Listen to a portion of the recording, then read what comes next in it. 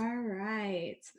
Welcome, everyone. My name is Natasha Robertson, for those of you who are new and hopping into this Zoom training that we're having today. And today's training, I titled it, how do you lead a volunteer tribe? A volunteer army, you've probably heard that, a volunteer tribe of influencers. Let's add that, right? Because every single individual who says, yes, I want to be an entrepreneur, has a desire to influence people, right? You are an influencer, whether you're starting out, learning how, or really when you wear a shirt and people are like, oh my gosh, where'd you get that? You don't realize you actually are an influencer. You just influenced how many people to go buy the shirt. You've influenced them. When you talk to your friends about new hair care product that you have, and they're like, oh my gosh, you've influenced them, right? So think about that. How do you lead a tribe of influencers, right? It's kind of crazy to think of it that way. And it is truly that way. As an entrepreneur in network marketing, in any corporate America where you're leading a team, yes, they are volunteer tribe in a sense to follow your lead. And so I had to learn along the way. I don't know about you, but I'd love to see in the chat how many, be vulnerable, be open. I have failed as a leader many times. I have failed as a leader. I have failed as a leader. I failed as a leader. But did that stop me from leading? So I want to know how many of you guys feel, yep, I failed as a leader. Because first part of this training is admitting that there's space for growth, that there's always going to be growth to happen in anyone's journey. And if you, I'm just going to be totally upfront. If you're like, no, I've never failed as a leader, open your eyes. Seriously, we all have failed as leaders. We've all failed as parents. We've all failed as friends. We've all failed as daughters, sons, wives, husbands, right? We've all had those failures. And there's this thing called being humble and knowing that, yes, we can succeed and we can have high levels, but we also know that there's been low levels, there's been a lot of failure, and there's been a lot of learning along the way. But that doesn't mean you stay there, right? And so some of you on here right now may be still stuck in that failure mindset, that failure paralysis. And that's cool. That's cool. We're going to get you out of there. But how many of you guys have realized and admitted right now, yep, that's me. Yep, I failed. But you got your ass back up. You got back up. And you said, I'm better. I can do better. They deserve better. Let's go. Because that right there is what fires me up. That's what moves me, drives me, is that feeling of, it's not the feeling of failure, because failure sucks, right? I don't like the feeling of it, but I know when I stand back up, something incredible is about to happen. And so I love that feeling. Weird enough, I love that feeling of failure, because I know on the other side of it is going to be something super incredible. Okay, so that's you. Yep, I can learn from my mistakes. Absolutely. Get back up and do better. Absolutely. I love this. Yep. Seriously, we all have failed. We all have. And it takes a very, very strong person to admit that. There was times in my journey I didn't want to admit it. I didn't want to admit that I failed. No way. And there's a lot of meaning behind that, right? It stems from childhood. It stems from who you're trying to get love from, right? So if, for instance, I was raised like, you work hard, you do good, and you do better. And so if I had failure, I didn't want to admit failure because I might lose the love, not really, but in my head as a kid growing up, I'd lose the love of that parent that was always pushing me to do good, be better, work hard. So if I didn't live up to that, I might lose them a little bit, right? Have you ever felt that? The way we feel as adults really truly comes from how we were raised, those patterns that were embedded in us subconsciously, not even consciously. Absolutely. Yes. Yes. I know. I'm just being totally upfront with all of you here because that's the only way we can all learn. So, thinking about that is, how do you feel when you fail? And failure is a lot of things. And we're going to talk about leading a tribe, right? Leading a volunteer tribe. How many of you guys are leading a tribe and, say, you have 5 people on your tribe, you have 20 people on your tribe, you have 100 people on your tribe. What does that tribe number look like? Drop that in the comments. It's an estimate. It's not anything specific. But if you go, oh my gosh, I'm leading a volunteer tribe of 7,000. Okay. Right. So when I think of it that way, that's 7,000 different personality types, 7,000 different love languages, and 7,000 different types of mindsets. And why do I say that? Wait, Natasha, there's only 5 love languages, and there's only, let's say, depending on what personality type thing you're looking at, there's 4 personality types. How the heck do you have 7,000 different of those? Because every single person you're leading has a combination that's different than the other person, and different than the other person, and the other person, and the other person. So really, when you look at it, you have so many things as a leader of a volunteer tribe that you're looking at. And so, I want to go through these because these things might be something new to you, but we're really going to dive deep afterwards and really think about, how do I lead this person? But wait, I'm this person as a leader. How does this work? What are my options? How can I empower, inspire, motivate, and influence them to go make their dreams happen for themselves? How does that work when you are so different than them? We're going to talk about that, okay? So first, let's go absolutely building your tribe and growing. I love it, Lisa. You have a tribe. Every single person does. And this isn't just, a team.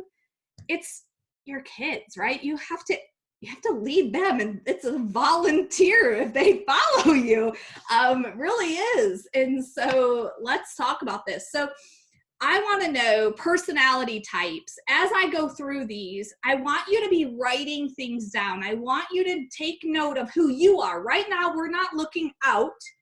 We're not looking at our tribe right now. We're looking inward, and I want you to hear these things. I want you to hear each of these types, but also make a circle like, yep, that's me. So you know who you are as a leader, because when we blend, normally people will learn their personality type and they run with it, or their love language and they run with it. But today we're going to pull them all together and really, really help you with this, because trust me, I've been there.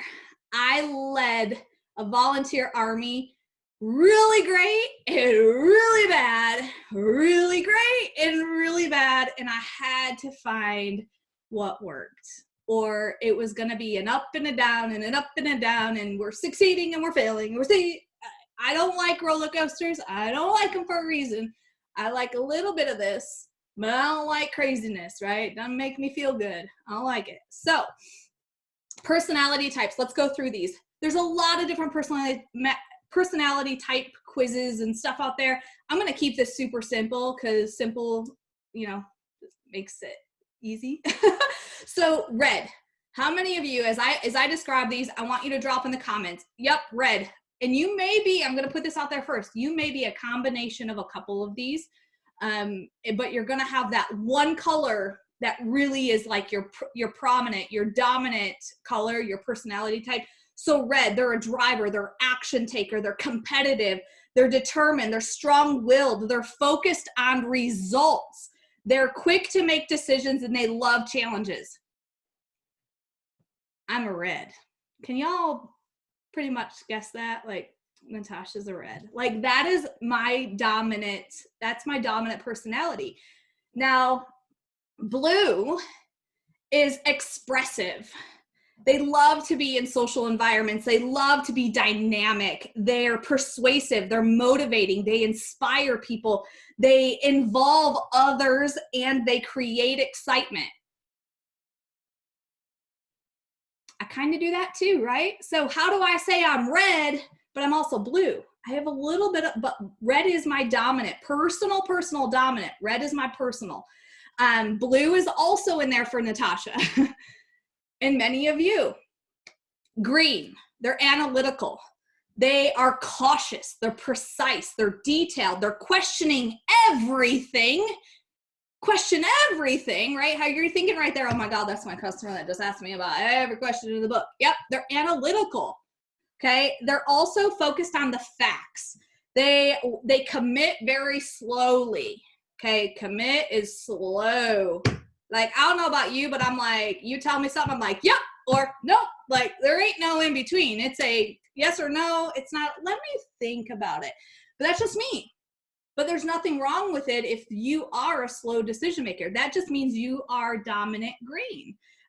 You act if and only if the payoff is clear. You know, I'm going to act on this if I know this is going to happen. You don't take risks, not very often, or they're small. You take action when you know the payoff is clear. All right, who's green? I don't see any greens. Maybe you are now. Maybe you'll start popping them in there. And it's cool to be green. We need greens in our world. Trust me. We would not survive without you greens. We wouldn't. Yellow. This is the last one. Caring. Yeah, right? They're encouraging. They're sharing. They're patient. They're very relaxed. They seek agreement. They don't like confrontation. They provide support, and they communicate trust. I think of all my nurses. I think about all my caregivers, my caretakers. I think about those people who, like, they just have this huge heart, right? You're just like, gosh, that person has this ginormous heart. And you're attracted to be around them because you like how they make you feel. You like how they support you and take care of you, right? Yellow. So when I go through these red, blue, green, yellow, what is the like top to bottom of you, dominant to least dominant of your own personality? Yellow dominant. Yes, Jane. Okay. Awesome. Deborah is yellow with some green. Steph is yellow. Danny is dominant blue, and red is second. Ooh, that's a good one. People want to be around you because you're super fun and you get shit done. Absolutely love it. Green would be my last. I like this. Red, blue, yellow, green. Did you all just learn something about yourself right there? I do every time I do this. I can know what I am, but when I go through this, I realize, and I really like to reflect on this when I realize, because I'm honest with myself, and I hope you are you. I'm not leading my team at my highest potential. It's usually because I'm leading them as me, not as them. Okay. You starting to feel where I'm going with this? Yeah. I'll have to take the test again. Emily, I just explained it to you. No, I'm just picking on you. I'm just picking on you. Awesome. No, I don't have a test. I don't have a link. I just went on Google, and I know these are the personalities. I wrote them down. Like, these are the ones I've always been taught. There's so many out there. There's personality types on why they buy, right? That's a great one to have in business. We'll talk about that on another day. But red, blue, green, yellow. Red, driven, action, competitive. Blue is expressive. They're social, dynamic. They're fun. They're exciting.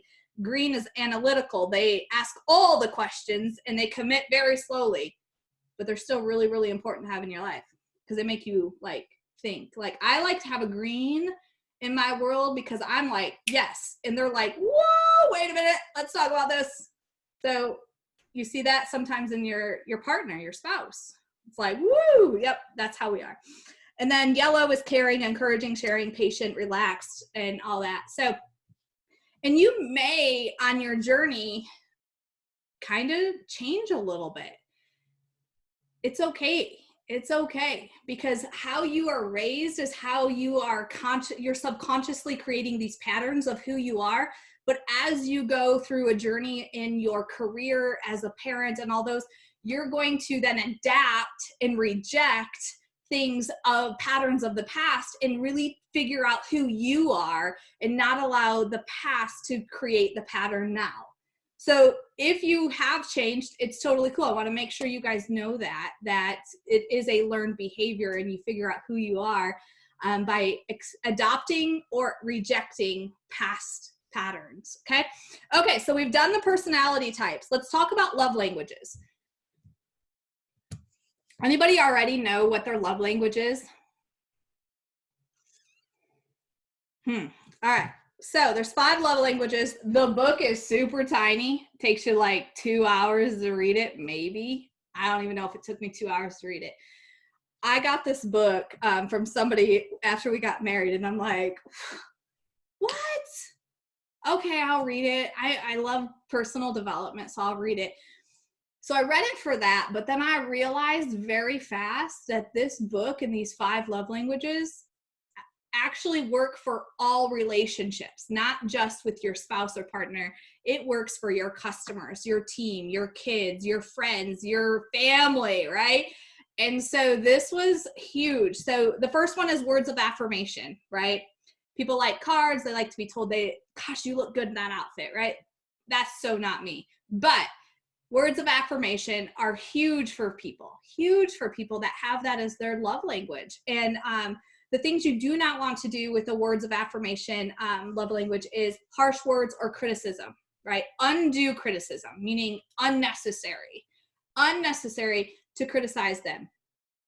Number 2 is quality time. They like to take trips. They like to spend one-on-one. They like to have that quality time and undivided attention.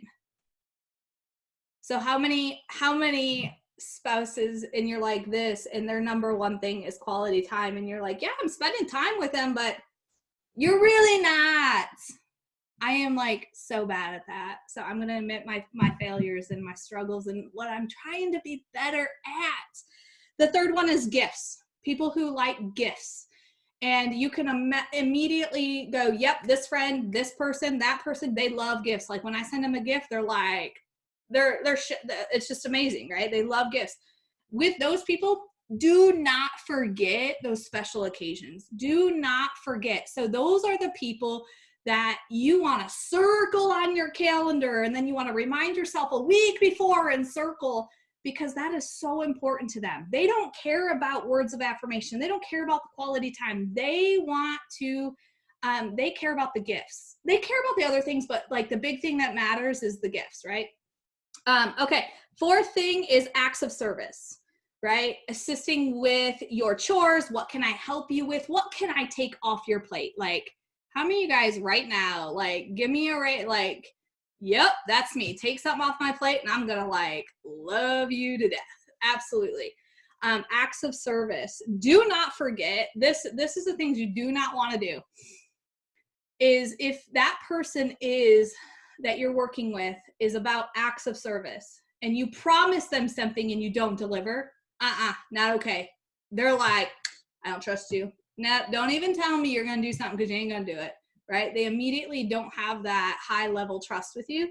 The other thing is don't overcommit and ignore them. So acts of service, don't overcommit to them. Hi. Would you take off this? I can take off this, and you need to go potty. Thank you. All right. Can you shut my door? Thank you. Okay, so that is acts of service. The 5th one and final one is physical touch. They like hugs. They like pats. They like fist bumps. They like, high fives. They like that stuff. They like smiles, right? It might not be something physical, but they like that smile. And with these individuals, you do not want to threaten, neglect, or abuse.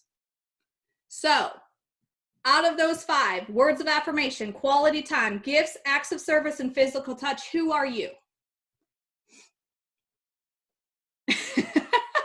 My husband loves the physical crap.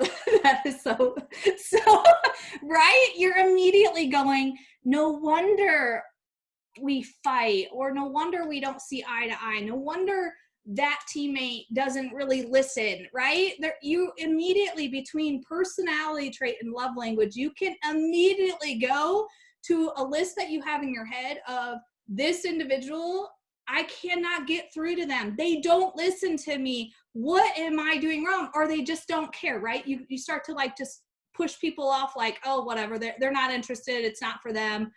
Move on. But wait a minute. Are you speaking to them and leading them with your personality and your love language? Do you know what their personality type and their love language is? Maybe if you knew that, you could lead them at a higher level with more influence and more success, because they're not you, they're them. And it's cool, it's awesome. We need everybody in this world. But when I look at how do I lead a tribe of volunteers, I gotta know not everybody's going to be driven by a challenge like I am. Not everybody on my team is gonna be driven by competing with themselves. Like, I wanna be better this month than I was last month. Some people that don't, yeah, they wanna have some growth and success, but gosh, they just wanna have fun. When they're having fun, then their numbers increase because their love language is being hit, their personality type's being hit. They love having fun and socializing and having one-on-one and having these groups. They love that. So if that's missing out of their life, their numbers may be down. But here I am as a leader at times where I failed, saying, you got to go do X, Y, Z, go, X, Y, Z to get this. But if they're not having fun, that X, Y, Z doesn't matter. They're not ever going to do X, Y, and Z. They're not going to do the 5, 4, 3, 2, 0. And they're not going to do income producing activities because it's not fun. You got to bring fun in for them, and they excel in the income producing activities. Make sense? Makes complete sense. For me, I just need to go, if I do A, B, C, I'm going to get Z. I don't need to have fun. Fun is fun. I like to have fun, but I don't need it to be successful, because that's the way I run inside.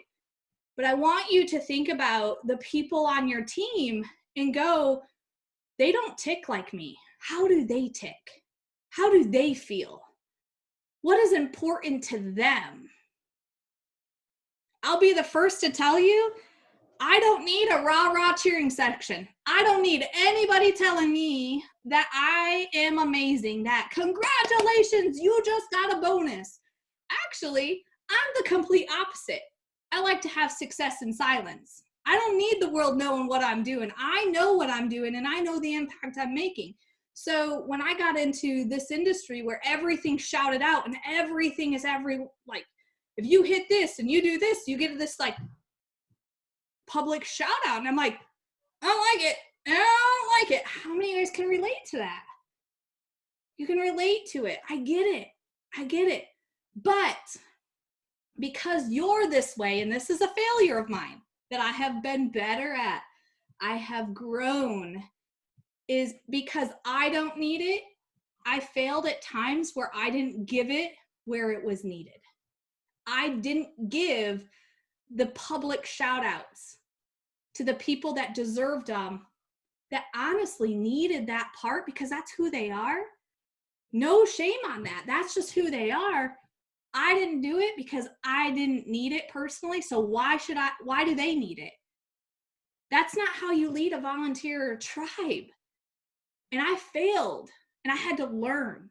I had to ask for help. I had to be open to constructive criticism so I could grow. Because if I didn't grow, we weren't going to grow in our numbers, our success, or our team. So as you're going through this and you're thinking, gosh, okay, I get it, right? How many of you guys are like, I get it. Yes, this is huge. This is so huge. But then some of you are like, whew, this is overwhelming. This is going to take a lot of time. How am I going to do this? And I'm going to tell you, it's one step at a time. It's one day at a time. It's one change at a time. It's one realization an action at a time. It's one I'm sorry at a time. It's I failed. I'm sorry. I'm going to do better for you. I'm going to be a better leader for you. It's one of those at a time. It's not all at once. It's overwhelming, but it's one thing at a time. And we all have been there. And, you know, when I look at personality types and love languages, how the heck do you keep track of all this? Right? Well, you get to know your team. You kind of get to know, and how many of you guys are like, yep, this person, if I say, I'm going to give you $100 if you reach this, they're like on it. Like they are on it like crazy. They're driven by cash. And another person doesn't even do anything. They don't even attempt it. It's not their love language. It's not who they are. They're like, oh, cool. But if you say to this person, like, if you do this, you're going to impact all these people. And on top of that, I'm going to donate $100 to the charity of your choice. Guess what? That yellow is going to explode and go bananas because they have a heart. They care. They want to do things for others. It's not about them. It's about others. So would that person run harder for their own personal success if you gave them that instead of $100, go? I'm telling you, it's what works. It's what works. And I have failed so many times at this that I have learned what does work. And so this is just crazy, right? Yes, Carol loves personal recognition and success spotlight. Yeah, you don't like it. It's uncomfortable. It's not comfortable. Absolutely, right? And that's how I am. And so some of us are like that, but you have to know the teammates that like they thrive on that. Like they want that shout out. They want that recognition. How many of you, and if this is you, I want to celebrate you. But your leader posted like, congratulations, you earned X, Y, and Z, or you earned Z. And you're like, oh God, ugh. But then another leader, or maybe your CEO was like, way to go on the comments, or sends you a text, or shouts you out on a call. Like you're like, oh, game on, this is awesome. And you put more action and effort into your daily income producing activities because of that happening. Now, on the flip side, you get a shout out and you're like, okay, I'm going to earn this. But I'm going to tell my leader I hit it because I don't need that shout out, right? I don't need the world knowing like I'm succeeding here. I'm doing my thing. I'm going to tell you right now that that's also not healthy. Even though you don't need it, it needs to happen. You need to have those words of affirmation. I never thought I needed them because it's uncomfortable. But what I realized is I was blocking something from my past that was I learned behavior as a kid growing up that actually, just because I don't like it, it's uncomfortable, it's just because I don't know what it means. I don't know this new feeling. So I want to challenge you. If you're not a words of affirmation person, that's cool. It's not your dominant, but you still need a little bit of that in your life. And Chas will be the first to admit, like, and tell you guys that I don't send her all of my achievements and I struggle with this, but I'm getting better. I am getting better. And I'm saying thank you when people give me words of affirmation. Before I'd be like, it's just what I do. It's what I do. But now I'm actually accepting that, and you need to as well. Okay. You have to do that. It's growing, it's healing. And so just because you don't like it, you got to have it. All right. Is this helping you guys? Is this helping you? Okay.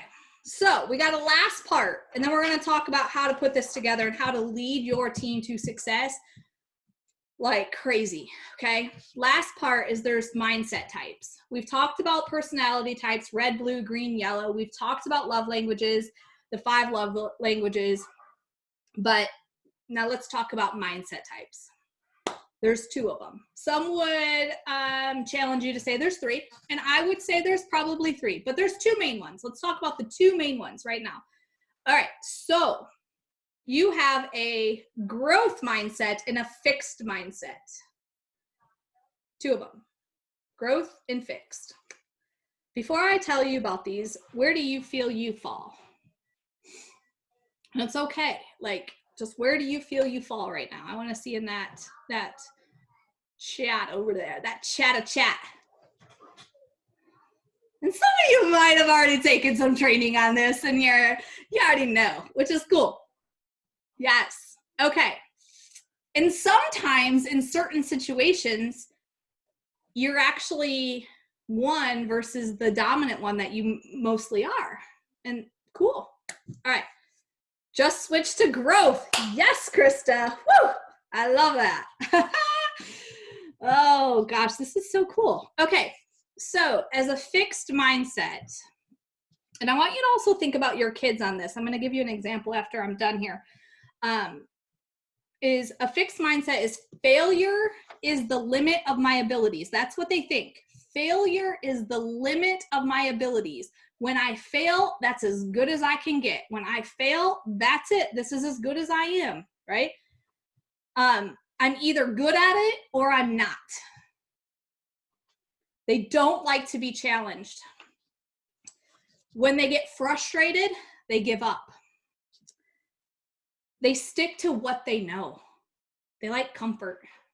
I'm good at this. I'm going to stay right here. I'm just going to stay right here. I hit 12K and I'm good. I'm comfy. It's hard to go to 40K, right? That's a fixed mindset. My potential is predetermined. My potential is predetermined.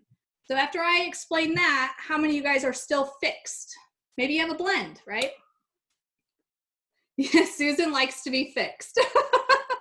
But God won't let me stay there. I love that, Susan. Oh, I love that. You're always being nudged, right? You're nudged to get out of that fixed. Growth. Failure is an opportunity to grow. That's what growth mindset individuals think. Failure is an opportunity for growth and for me to grow. Not always did I like to fail. And not always did I think failure was a good thing.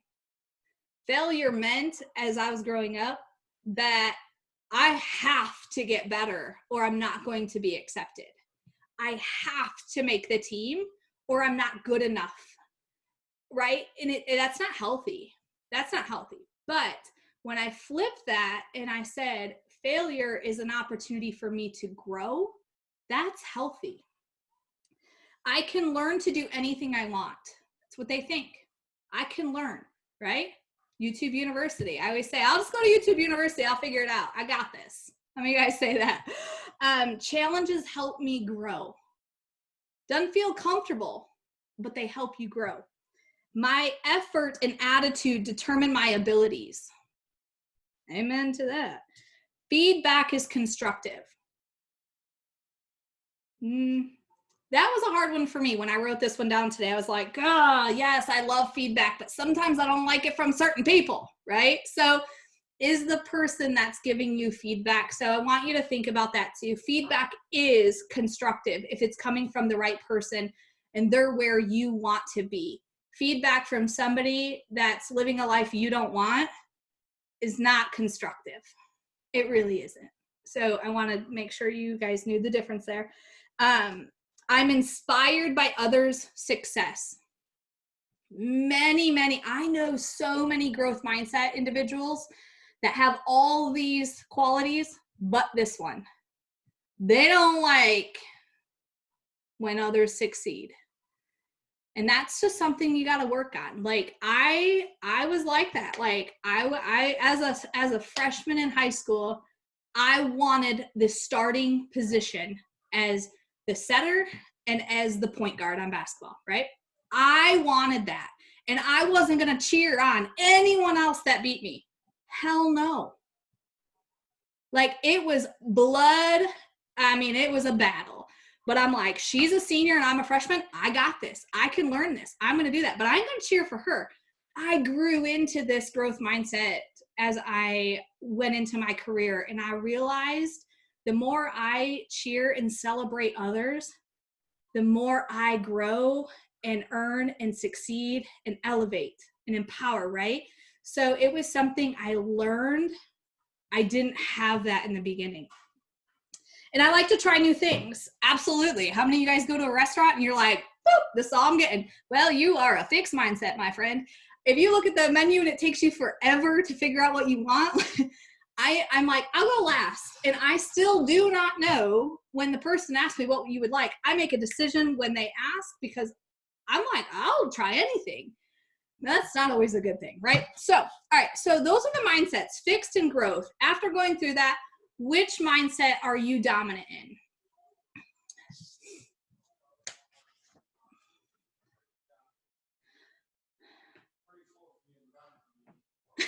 I like that, Chaz. Don't take constructive feedback from the ones not constructing anything. Absolutely. Okay, so as we go through this, right, I told you today is going to be some deep stuff and a lot of thinking and stuff. I want you to evaluate yourself, reflect on your leadership of your volunteer tribe. Have you led your team mostly by you, your personality, your love language, your mindset? Or have you led your team as a chameleon? A leader that can give the personality to the right personality types, the right love language to the right love language individual, and the mindset and knowing where they are in their mindset instead of pushing them and making them be growth. Maybe nudge them, like Susan said, nudge them. You're not pushing, you're nudging.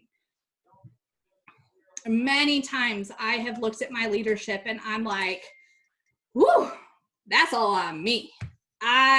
Yep, absolute epic failure, but let's do better now. Let's do better starting this month. I draw a line in the sand and I step over and say, this is who I am today, not who I was yesterday. I apologize, and I'm going to be the first to tell you, it is not easy for me to apologize. It is not easy for me to do that, but I know that it's healing and it's what's necessary. All right, so it's hard for me to lead talkers versus doers, right? Let's talk about that because that's where we're going next. Thanks, Erin, for that little push. So I'm not the person and leader for everyone. I'm not. I know that not everybody can hear my voice. Not everybody can be inspired by me. Not everybody can relate to me. Not everybody respects me. And that I am 100% okay with that. And I know that. And so when I have worked with individuals for, say, a period of time, and we're just not getting anywhere, like there's no conflict or anything, but it's just, there's just not anything growing. I have to go, I might not be the best person for you, but guess who is? I mean, Chaz can tell you right now, I don't lead my entire team. I lead with a leadership team. There's people that will talk to my leaders versus me. And that's awesome because they respond better there.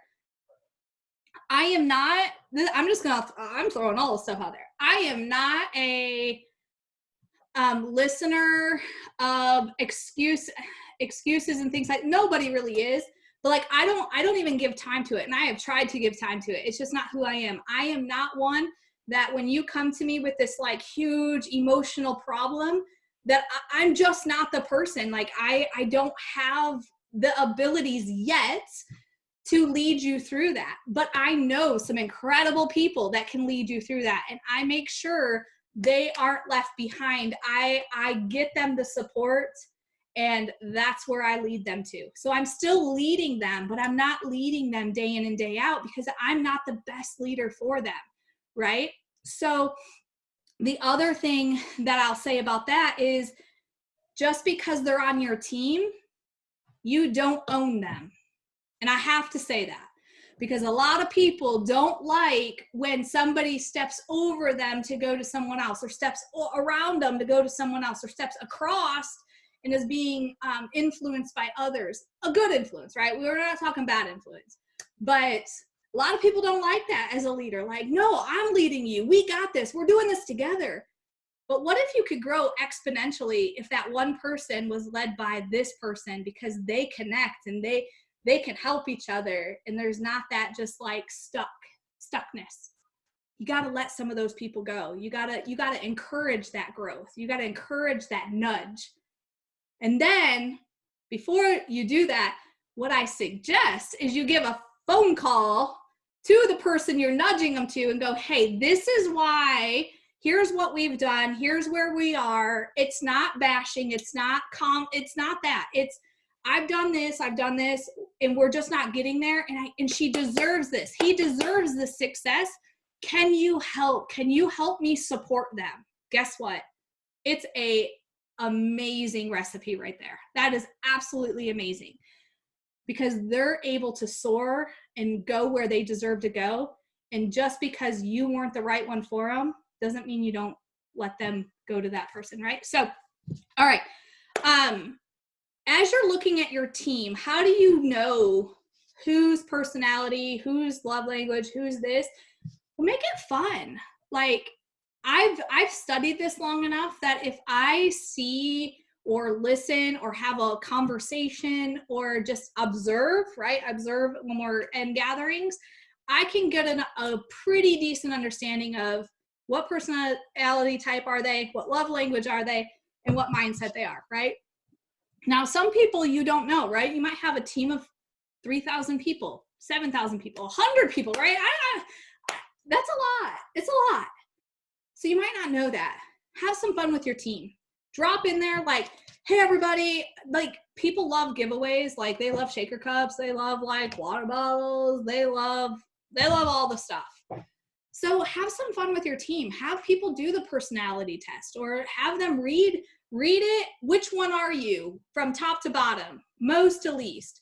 Then do love languages. Which one speaks to you? What's your love language? Let's have some fun here, right? And eventually you're going to get an understanding of these individuals. And then you can lead them in a much higher vibrancy than you are right now. And nobody is going to be frustrated. Nobody's going to be like, ugh, and give up. Everybody's going to succeed and soar. So I really, really encourage you guys to know these things, to implement them in yourself, to express them in your team, and implement them with your team and your team members, as well as your leaders, right? Your leaders need it too. Your mentors need it. Your family, your friends, your everybody needs it, right? And you can have such a thriving relationship with everyone, and everyone winning, when you're more aware and understanding and know that not everybody's like you, but that doesn't mean you don't treat them the way they are. That's how you grow as a leader. That's how you lead a volunteer army. And just know that, like I'm just going to make myself an example here all day long. So like, if Chastity got on the phone with me and was like, oh my gosh, girl, go, you only need 2 more. You got this. Like, she's like cheering me on, like this obnoxious fan in the crowd. I'm going to turn around. I'm going to look at her and go, shut up. I am too distracted. I can't even do what I need to do. You got to shut up so I can do what I do. I'm not being disrespectful. She just doesn't know that totally overwhelms me. And that's just, I can't focus. Some people cannot focus without that. So you got to be acceptant of what others need, not what you need. And that's a big growth leap right there. That's a big growth leap, when it's not about you, but it's about them. And so, Chas, don't ever, about her. Like, we got a good relationship, but she ain't gonna get on the phone and do that to me. She's just not, because she knows it doesn't work for me. And so that is just something I want to think. Okay, so we have a few more questions. Yeah, Randy, isn't that crazy? It's kind of funny. Okay, we have a few minutes here. Does anyone have any questions or anything? Chas, do you have anything you want to, go further on that I've explained, that I've talked to about today? I see you're on. But any questions you guys have? I hope this was helpful. I really do. Okay, you shouldn't have asked me because I wasn't going to say anything because I was like, this is so good. Like, this is the ultimate, like, leadership nuggets. One thing that I took away and one thing that I've learned through this study is, as a leader, you have to know that people's love languages, one, they will change. And sometimes those love languages come from just exactly what you said, Natasha, from childhood. One of the reasons people are so afraid to get a no in this industry is because they heard no all their life, or then maybe they became a no mom. So no is a negative, it's just a negative response by nature. And they're not used to pushing through those no's. So you have to understand that when you get someone, maybe they weren't affirmed as a child, as a teenager, they're not affirmed in their marriage. So they're starving for that. They're looking for that affirmation in a circle of people that is very uncommon for them. So you want to look deeper. And I realize this is a lot of work. It's a lot of work. If you have a large organization, if you have a lot of people in your front 4 levels, this can take time. But I will tell you, you will literally stifle someone's success, or you will catapult their success. For example, I tell Natasha all the time, like, she blows my mind with her achievements and things that she does behind the scenes.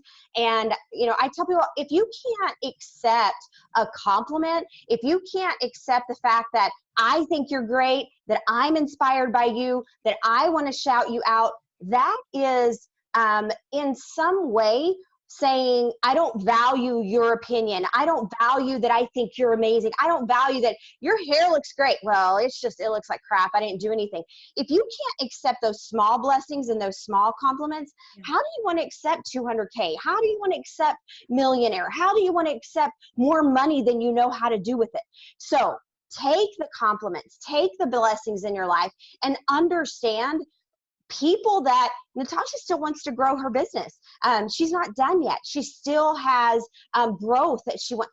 People want to partner with people that are winning. So if she never has a shout out, if she never has, you're doing a good job being successful, the watchers, because we know we all have the watchers, they're going to be like, oh, well, I want to go to that team because they're like winning and positive and all of those things. So no, it's not just for you. It's for a lot of people. And then understand that this also can be a time. I have watched it in the last 6 years. You're cheering someone on. You're inspiring someone that maybe they've never had that inspiration. Maybe there's been greatness within them that they have never allowed to come out because no one believed in them. And for the first time in their life, now you believe in them. And the thing about the changing of their love languages, say, for example, they go through something in life and now they're hurt.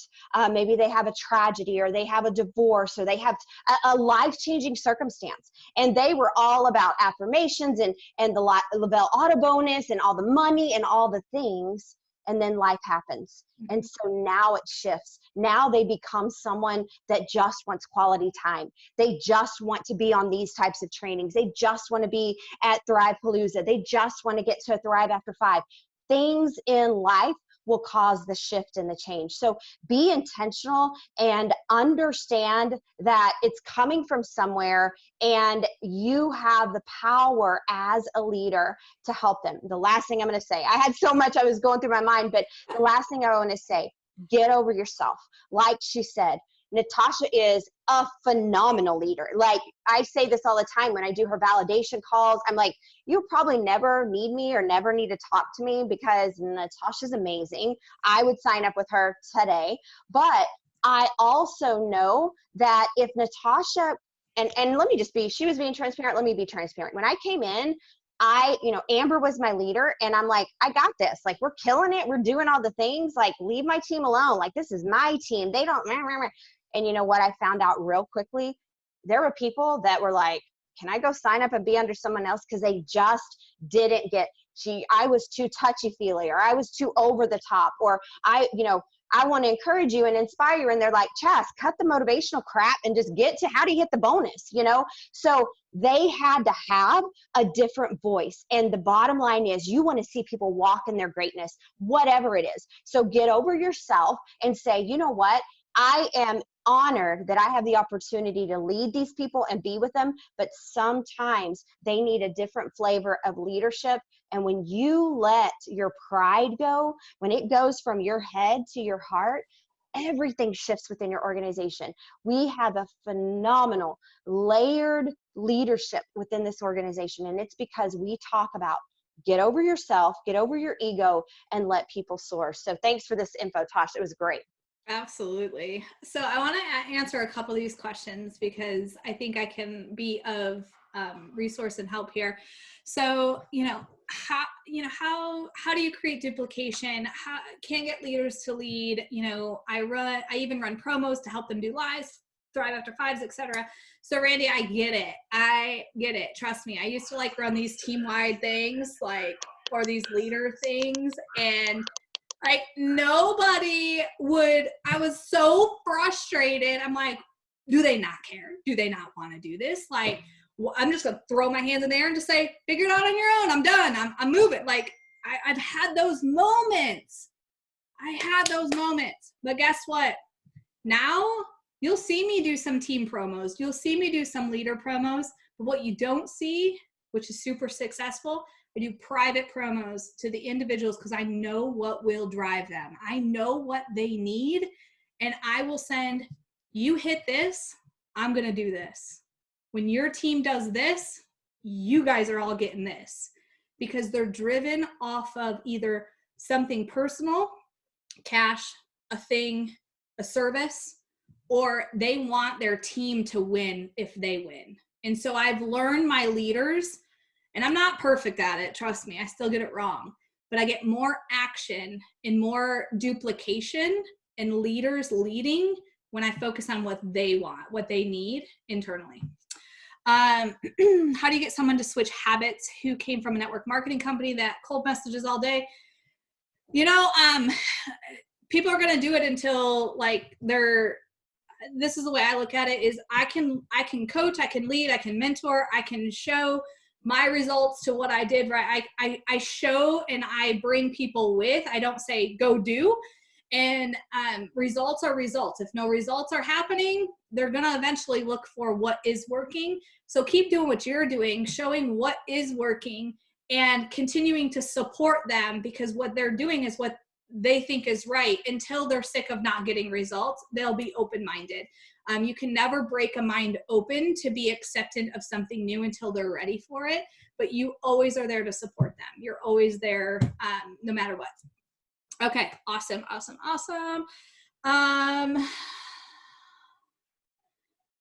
Jamie wants Chas, you to share something with her team, okay? I just want to make sure you saw that. How do you suggest helping people transition from fixed mindset to growth mindset? It's all about you leading by example. It's all about you sharing vulnerability. And just like you guys, when I talked about fixed mindset to growth mindset, did you hear how I talked that I'm growth, but here's where I was fixed? You be vulnerable and share how you went from fixed to growth. You weren't born growth mindset. You had some pieces, you didn't have all the pieces, and we still all don't have all the pieces. So you got to teach that, coach that, mentor that, share that, and be vulnerable to share where you've come from to where you are today.